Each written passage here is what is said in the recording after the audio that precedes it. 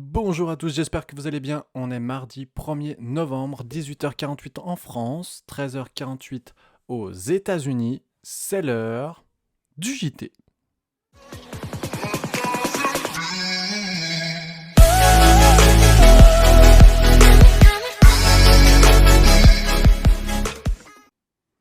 Bon, alors du coup, si vous avez regardé le menu de la semaine, on a dit que on était à l'équilibre aujourd'hui, du moins en weekly, donc on attendait de voir un petit peu ce qui se passait sur aujourd'hui, demain, enfin les quelques jours à venir, voire jusqu'à la semaine prochaine, étant donné qu'il va y avoir des élections. Mais on a dit aussi que c'est pas pour ça qu'on ne pouvait pas trader. Et la preuve en est, c'est que du coup, je vais vous montrer du coup un trade que j'ai pris ce matin, cet après-midi, pardon, ici. Donc, et je vais vous montrer donc sur le SPX 500, pardon, et je vais vous montrer comment. Donc, très simplement, déjà, on avait une zone ici H4, voilà, qui est une zone intéressante de liquidité. D'accord?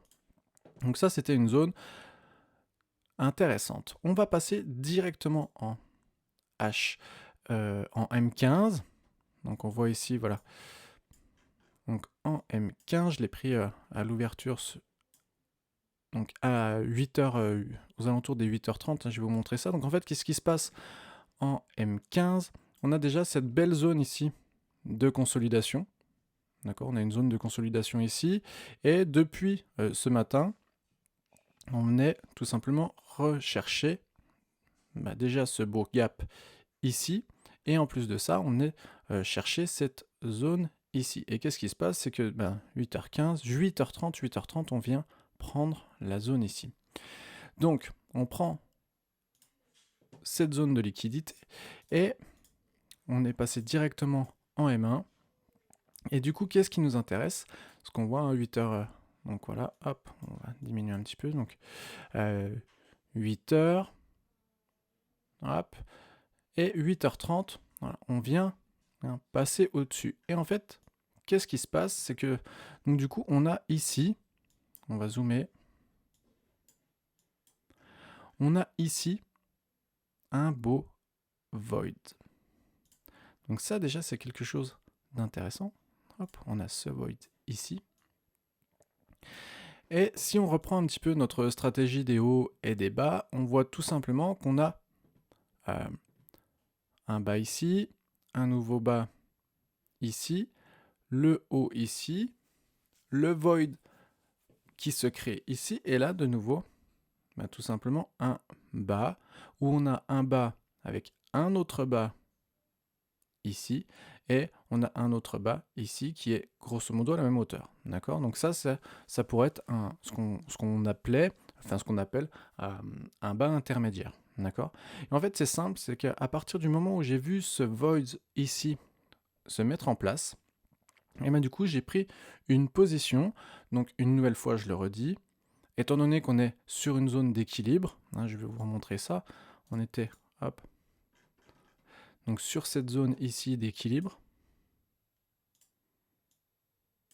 Voilà, d'accord. Donc, on voit que le trait rouge est vraiment le même que le trait des 50%. On est pile sur les 50% ici. On est vraiment sur la même valeur.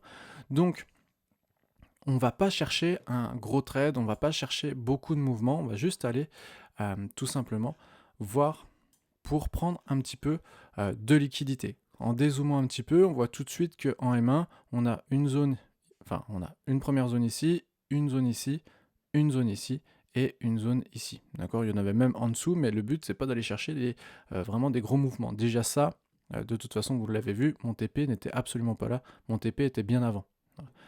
Mon TP, il était sur cette zone, TP final sur cette zone-là, et en fait, j'avais déplacé mon TP partiel ici. Enfin bref, on verra ça juste après. Donc, on rezoome.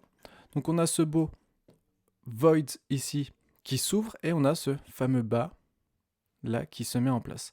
Et bien en fait, c'est simple, c'est que je suis parti, c'est pas la même entrée qu'on prend d'habitude, d'accord, mais je suis parti d'un constat simple, c'est que en M1, on en a déjà parlé en daily et autres, dès qu'il y a un void, on ne veut pas juste des mèches à l'intérieur, on veut des corps de bougies à l'intérieur. Et on le voit, là, le void, il est comment dire, pricé une fois, deux fois, trois fois, quatre fois, cinq fois, six fois, sept fois. Et bien c'est simple, dès cette bougie-là, en fait, je suis rentré à l'intérieur en vente et j'ai mis, comme vous avez pu le voir, un SL très court, juste au-dessus, d'accord? Et on est allé chercher nos zones de liquidité. Hop. Ça nous fait quand même un ratio de 3, étant donné que on a un SL vraiment très court. Pour se protéger, vu qu'on est à l'équilibre, le marché peut très bien partir dans l'autre sens. D'où le fait que on ne prenne pas un lot énorme, d'accord? Mais on a quand même un ratio de 3. Je suis juste rentré sur, voilà, sur ceci. Il n'y a pas, comme le modèle d'habitude, cassure, fair value gap ou ainsi de suite. Je suis juste rentré sur la création de ce void. Et d'ailleurs, on voit qu'il n'y en a pas par la suite. Non, vous pourrez chercher sur le graphique. Il y en a très très peu en M1. Vous voyez, par exemple, il y en a un là. Mais il y en a vraiment très très très très peu.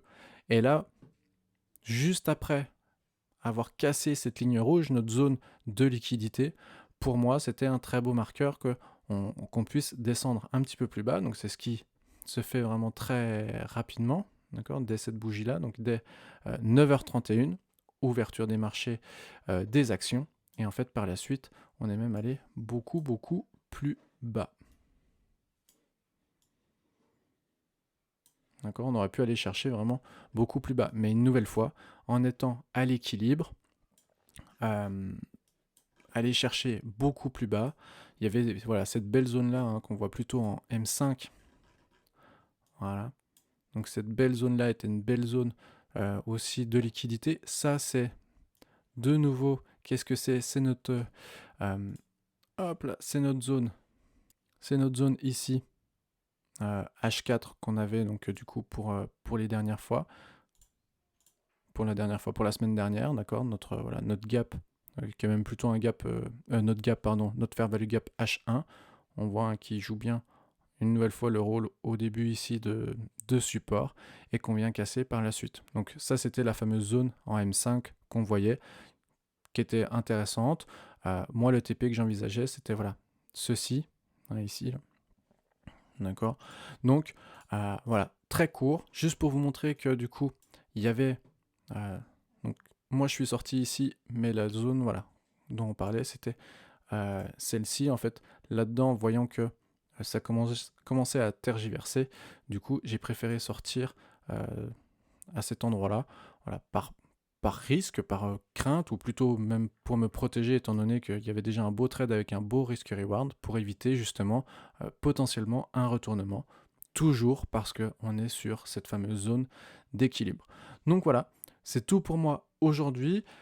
Midi passé, demain, FOMC. Donc qu'est-ce qu'on voit d'ailleurs? C'est qu'on voit que voilà, le marché est descendu et là on voit une belle zone de consolidation. Quand c'est FOMC le lendemain, à partir de midi, on arrête de trader jusqu'à que l'annonce FOMC se passe. Donc demain à très exactement. Je l'ai perdu. Voilà. À 2h de l'après-midi aux États-Unis. Donc ça veut dire que jusqu'à demain soir, pas de trading pour moi. Voilà, je vous souhaite une bonne journée, une bonne soirée selon quand est-ce que vous allez regarder cette vidéo et je vous dis à très vite.